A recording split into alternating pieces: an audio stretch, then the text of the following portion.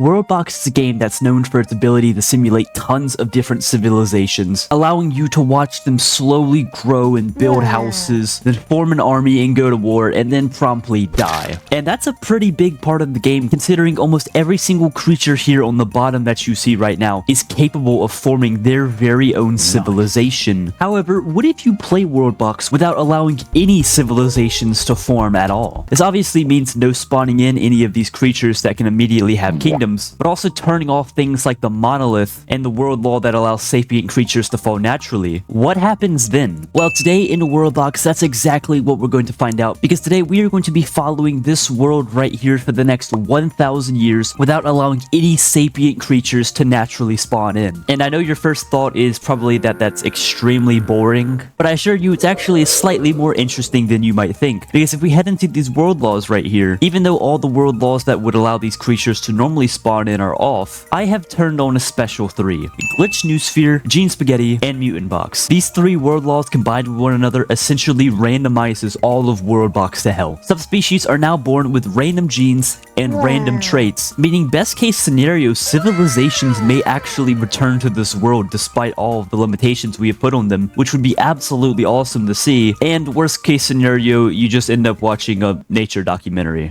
Yeah, so either way, it's not really that bad, but we have a long way to go, so we're gonna go ahead and click unpause here as time begins slowly ticking and some mobs begin spawning into the world. But as for everything else in this world, we are just gonna let nature run completely normally. Hunger, old age will be on everything just to make this as realistic as possible to see what happens. And as we speed up time here, a ton of different creatures are gonna spawn in because I strategically picked this map so it would include as many different biomes as possible so that hopefully ultimate amounts of stuff can happen, I guess. And already looking at our subspecies layer now, there are a ton of different creatures over here in the world, including demons, cold ones, and of course, crabs. And looking through some of these creatures, they're already getting kind of weird, like these butterflies right here. They drink blood. This video has been going on for a solid 2 minutes and we already have vampire butterflies, so hopefully that lets you know what we're in store for here. But as for right now, the world is obviously still developing, so we are going to go ahead and do a little time lapse here all the way to year 250, 1/4 of our goal, and we are going to have this world calendar on a bunch of different ages just to see what that does, and I will see you guys then.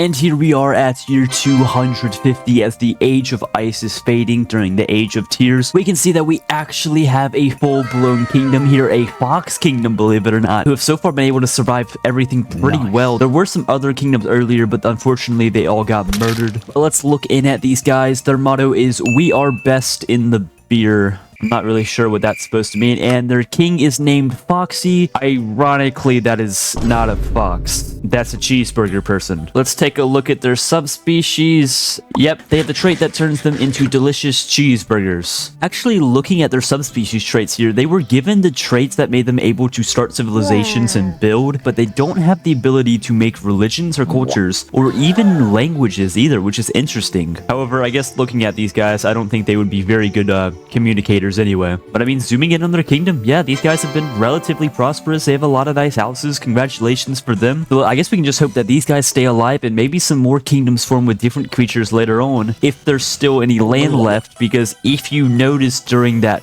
time lapse, I believe for the 1 billionth times that explosive crabs have returned. And if you have no clue what I'm talking about, on many occasions it has happened to me that crabs spawn in as a subspecies and they are born with the death bomb trait, which promptly ruins half my worlds, and they have already destroyed almost this entire island. However, after looking around much, it seems like at least for now there are no explosive creatures currently alive. But you know what I did just notice? There are only 64 foxes in the Fox Kingdom. However, there are 67 sapient mobs too, so there may be another kingdom on the rise here. But last thing we should check is the deaths. I figure most of them would be natural or from hunger. No, less than half of them have been from natural reasons. Some eaten, some burned. A lot from conflict. Oh, water and explosions. The explosions make sense, but how do 3,000 people die from water? How is that even possible? Isn't that like the essence of life? How do you literally die by the only thing that keeps you alive? But I do want to point out that the most dominant species is actually these bears up here who have completely occupied this island, nearly 1,300 of them. And in a close second is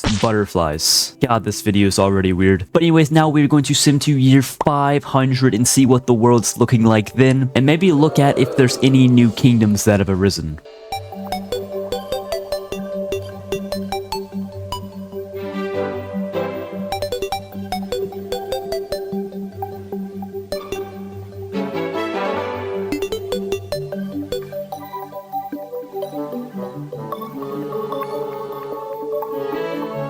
And here we are at year 500 in the Age of Moon. It's very dark, so we're gonna turn it back to the Age of Hope for a second. That's much better right there. And unfortunately, as you probably saw, our Fox Kingdom got absolutely obliterated by something. We can actually zoom into where it was right now, and even though they've been gone for a couple hundred years, you can still see the remnants over here and the pollution too. What exactly happened over here? But there is a new kingdom on the block in a good location, the Kingdom of Ew, whose motto is with integrity and beer. Why do these guys keep talking about beer? And this kingdom is entirely inhabited by beetles right here. Just look at these guys. They're 6 pixels big. I can literally count them, and they have 3 HP each. And no, that's actually good to know, because I always wondered where the band came from. Okay, I know that was bad, but you gotta admit it was like kind of funny, okay? But other than them, that is literally it. The only thing I have noticed in this world is that there is a lot less land than when we first started. Those explosive creatures are really starting to add up. I've seen them over here too, and I realized that because of all the randomized traits, that this world is actually in severe danger. So if you clicked on this video hoping for that nature documentary I talked about earlier, it's very crappy documentary. As for the most dominant creatures, it actually appears that these snowmen up here are the most bountiful, with almost 700 of them who have just been roaming the ice biomes this entire time. But another cool thing we can look down at here is that there have been over 1,200 subspecies extinct over the entire course of this video. Despite all of that, there have only been 8 other kingdoms destroyed. But now we are going to sim all the way to year 750, 3/4 of our goal. And for this time lapse, we're just going to have the ages rotate from between the Age of Hope and the Age of Wonders, just because that's when I notice all the creatures spawn in during those times. So I'll see you guys then.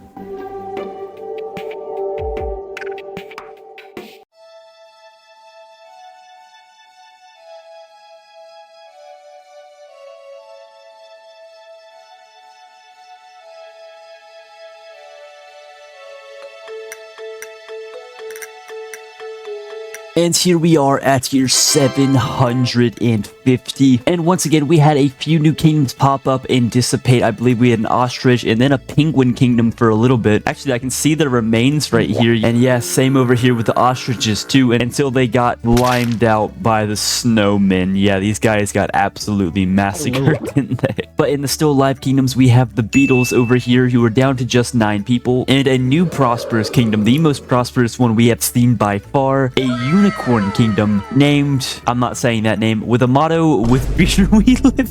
Okay, I'm not even lying. This is the 3rd time a motto has had beer in it for no reason. What is going on with this world? And zooming in onto the celestial biome where they live, we have a few little unicorn houses, even a unicorn farm where we have all the unicorn field workers. You know, I'm just realizing now like how really weird this game is. I've never really thought about it before. But you know what? It's a good time to check right here, the interesting people tab, who we have literally not checked this entire video, starting off with the most known creature in the entire world, a cold one named Komab, who is known for his 110 kills, all with this ice hammer right here named the Cold Tongue. This guy's a legend. And the oldest goes to a crab named Koba, who does not look like a crab at all. That looks more like a floating eyeball. That's actually kind of concerning, especially because he's 1,245 years old, even though the world's only 750 years old. Let's just ignore that. But scrolling through, we got some other guys like the saddest person in this world, this yellow crab named Cobb. Well, what could he possibly be sad about? Oh, he lost 2 kids in the span of 3 seconds. Okay, you know, maybe you're justified being sad. But for the fastest, we have a fire horse. For the strongest, we have a rock with a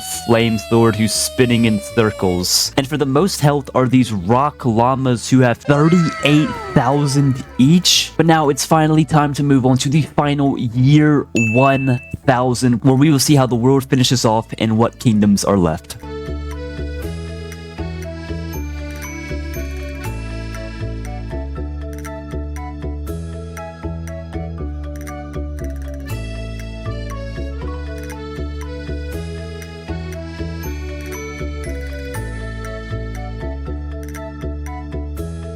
And here we are at year 1000.